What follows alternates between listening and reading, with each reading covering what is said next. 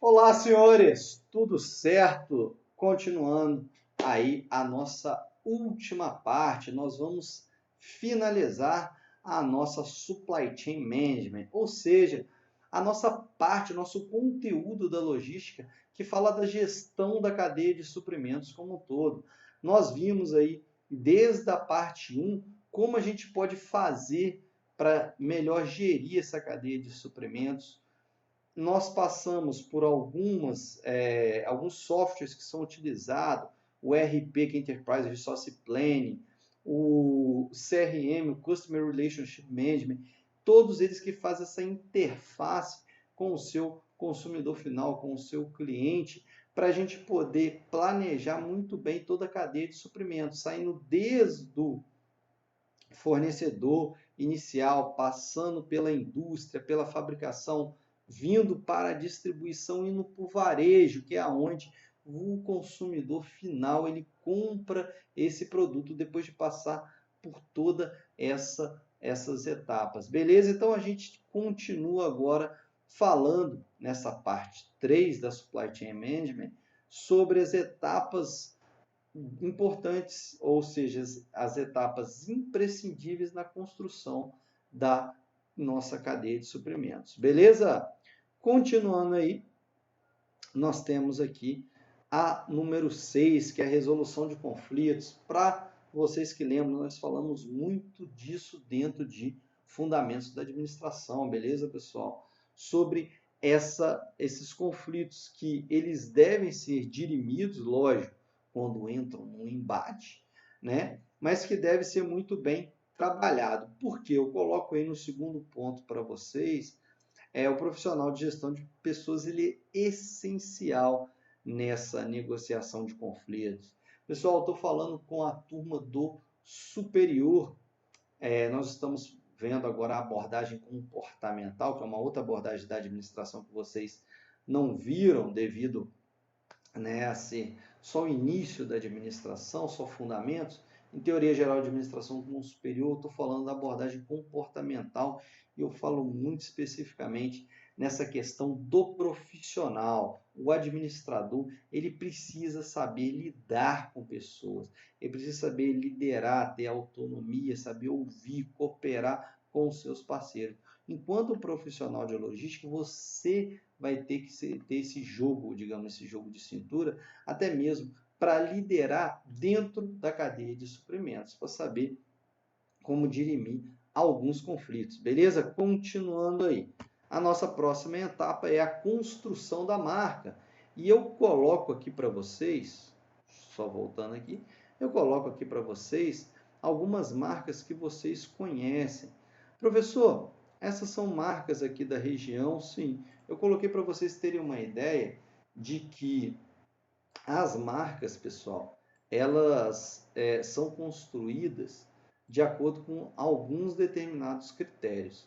E a marca ela precisa de ser forte, né? Ela precisa de ser chamativa, ela precisa de ser forte, ter um desenho, uma logo, algo que estimule o seu consumidor final, o seu cliente a olhar, né? Essas marcas elas são construídas por profissionais muito especializados no ramo, geralmente de marketing, em construção de marca, porque a marca ela deve, no mínimo, remeter a algumas funções da própria empresa. Então, a marca ela precisa de ser forte o suficiente para poder passar ao consumidor a ideia principal daquela empresa, ou seja na produção de produtos, distribuição, a parte logística ou até mesmo a prestação de serviço, beleza? Então, continuando aí, a marca ela deve ser construída de uma maneira muito forte, por quê? Porque o consumidor ele precisa de identificar a qualidade gerada por essa marca, ou seja, ele identifica na própria marca a qualidade, o nome da empresa. E lembrando aquela situação que nós sempre colocamos, é bom que você faça suas anotações aí, uma corrente, a analogia da cadeia de suprimentos como uma corrente, ela é tão forte quanto o seu elo mais fraco. Ou seja, às vezes a empresa ela tem tudo linkado, a logística da empresa ela é perfeita, porém ela peca em algumas situações. E aí a marca, obviamente, a gente está falando mais do marketing, mas é só você lembrar dos nossos estudos da logística e as demais áreas administrativas, que a gente fala muito do marketing. Se você peca, então, nesse fator do marketing, às vezes, logisticamente, não pode ser muito bom para você, tá, pessoal? E o nome, às vezes, influencia muito, tá, pessoal? Vou dar um exemplo aqui que não é de logística, mas só para vocês entenderem. Se você coloca algum nome pejorativo, ele pode não ser muito entendido. Ou, de repente, se a sua figura é um modal de transporte ruim, ou modal de transporte, às vezes, danificado na sua logo, isso não pode gerar uma imagem muito boa. Por que eu estou falando isso, pessoal? A minha terra, minha cidade natal, é conhecida como a cidade da laranja, terra da laranja. Não é laranja da terra, não, mas é conhecido como terra da laranja, Jerônimo Monteiro. E lá tem uma laranja, um tipo de laranja, não sei se é típico da região, acredito que seja, que chama laranja, como é que é o nome? É, sei lá, um negócio assim, laranja e folha murcha. Laranja da folha murcha. Professor, mas é só um nome, tá falando da folha murcha. Tá, beleza, mas se você tem laranja da folha murcha, às vezes o cliente que não entende, não conhece, passa ali para comprar murcha, está associada a laranja. Laranja murcha. Pessoal, é só um exemplo para vocês entenderem. Estou falando de uma situação real. Eu fui esses dias lá, eu vi, lógico que eu já conhecia há um tempo atrás, mas tem pouco tempo que eu vi isso. E aí, quer dizer, o cliente associa murcha laranja. Imagina você fazendo uma logo aí para sua questão logística, colocando um modal de transporte, às vezes não muito legal, ou às vezes fazendo uma logo que remete a uma estrada ruim. Então você deve perceber muito bem como que vai chegar essa imagem para o consumidor final. Beleza? Então vamos continuar aí. Né? O compartilhamento dos lucros, é lógico, né? Aqui o compartilhamento deve ser de maneira uníssona, ou seja, todo cooperado ele deve ter a participação. Professor, significa que vai ser a mesma participação para todos? Lógico que não, mas se você consegue estabelecer essas parcerias, fica muito bom, porque se o seu fornecedor sabe que o seu lucro vai fazer com que você compre mais peça, mais materiais para ele, pode ser que você consiga uma negociação melhor, o cliente final, o seu parceiro das embalagens, então todos estão compenetrados aí no seu lucro. Logicamente, se você tratar esses fornecedores, esses clientes, a sociedade, tudo como parceiro do seu negócio. Aí, com certeza, o seu negócio tende a aumentar. Beleza? E, por fim, eu faço um resumo, coloco para vocês um quadro resumo de todas as etapas, a identificação dos agentes, né? Você deve saber quem é parceiro do seu negócio,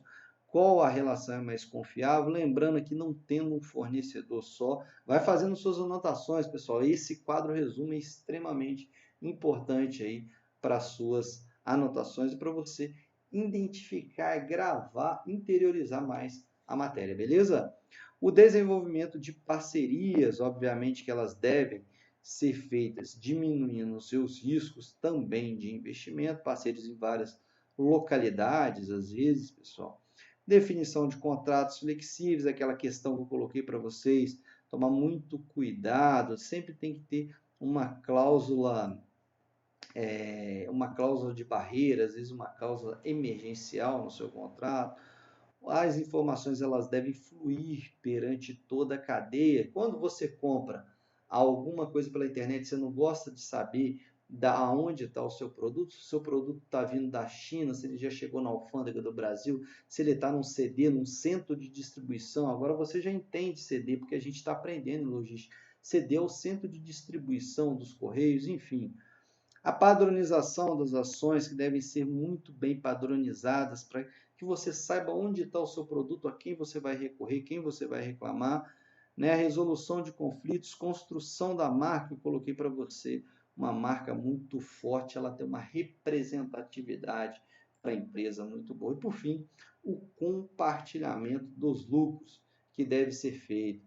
Pessoal, e aí depois desse resumão grande, nós chegamos aqui num ponto que é o nosso start, né? Esse ponto aqui é o nosso start para as nossas próximas matérias, próximos assuntos, que a gente vai falar especificamente, né, também, né, algum planejamento de material que nós vamos usar, que é um outro MRP, e principalmente a evolução da logística até chegar na TI, que é tecnologia de informação utilizada na logística.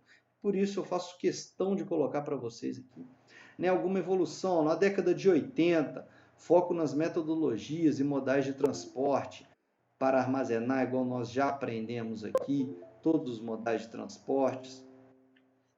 Aqui, ó, o início na década de 90, com alguns estudos científicos, né, os cálculos, como que vai ser feito o cálculo, enfim, várias identificações aqui, ó, administração de materiais, esse daqui a gente vai ver daqui a pouco, né, nossa última matéria, movimentação, distribuição, mas isso tudo na década de 90, e por fim, nós chegamos aqui, ó, nos dias atuais, que é a nossa era da informação, que é o foco no planejamento e no controle das TIs. Ó, aí eu falo softwares que nós já estudamos, a Supply Chain Management, que é o gerenciamento da cadeia de suprimento, com software do Customer Relationship Management, ERP, todos interação com os indivíduos e os clientes, né?